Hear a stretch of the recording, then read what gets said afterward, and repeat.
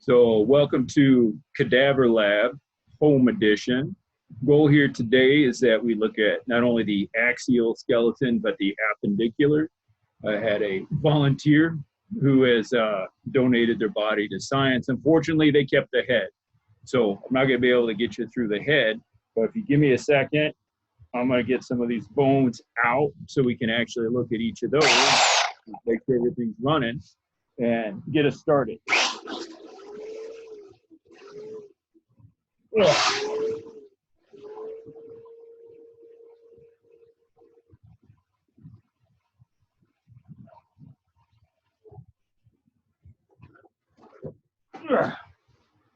Okay, well, that's good. I think it's best if we leave some PPE on for the time being. But when we start talking about the axial skeleton, the spine, the chest, and the head, and let's get them over here. Again, fortunately, this person donated their body to science, and I don't have their head.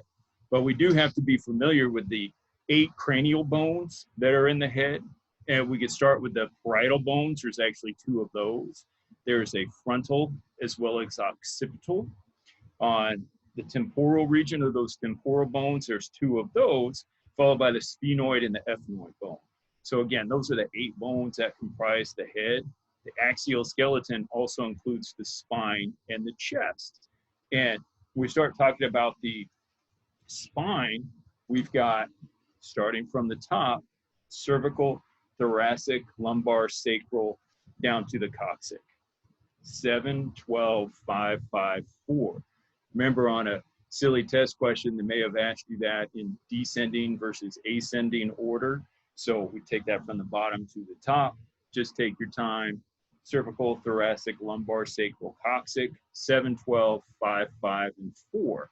That's how many bones are located within the spine. When you start looking at the ribs, we've got the 12 pairs of ribs that complete the 24 bones. You know, when we talk about bones, there's about 206. You could say 206 to 208, depending on the manubrium, and if you're going to consider that. And also the xiphoid process is that one. But we're always safe assuming there's 206. So to come down here, we start looking at the sternum. But each one of these vertebrae, 7, 12, 5, 5, and 4, count that as a different bone. So there's about, or I should say there are 80 that make up the spine, the chest, and the head.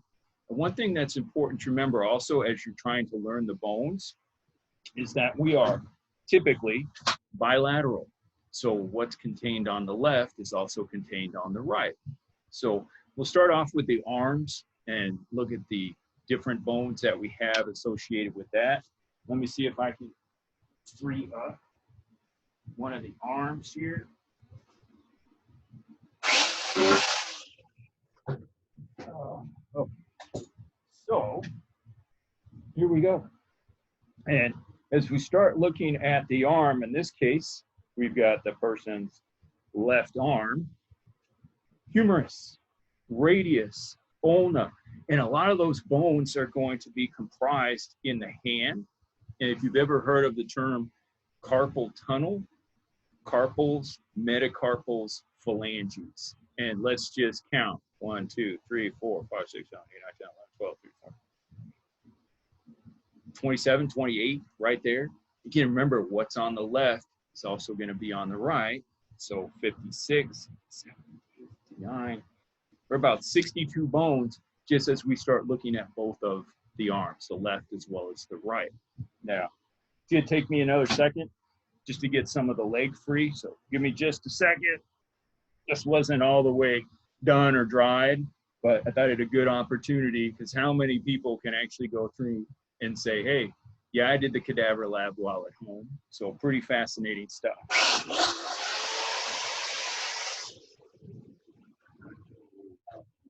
All right, we got it. That was a squirter. Oh, here we go. Moving down to the leg, the largest, strongest bone in your body, the femur. We also come down here and we can look at the patella, the tibia, the fibula, side view for that. And then the hands, very similar when you think of carpals, metacarpals, phalanges. But here we've got tarsals, metatarsals, and phalanges. So remember your skeleton broken up into those two different parts. We have the axial skeleton, and then we also have the appendicular skeleton. But your arms and your legs are going to comprise 126 bones. Your head, the spine, the chest, that's going to make up another 80, and that's where all of those bones come from. So I'm going to try not to get any blood on the computer, but I hope that was a kind of a different way to look at the bones. I mean, we can look at that with the skin and whatnot all on our skin, but it's so much easier when we can get down and actually look and see what these bones actually look like. That the femur's just, it's huge, such a strong supportive part of the body. One of the critical things to remember on your fractures is any femur fracture should be considered a critical injury because there's the potential to lose so much blood within that space. And bilateral femoral fractures, we're dealing with someone on average that's got somewhere between 5.25 and maybe 5.5 liters of blood in them. If they're losing those 2 liters of blood because of those femur fractures, that obviously becomes a life threat. So I hope you enjoyed the home edition of Cadaver Lab, and we'll see what else we can come up with in the future. Thank you.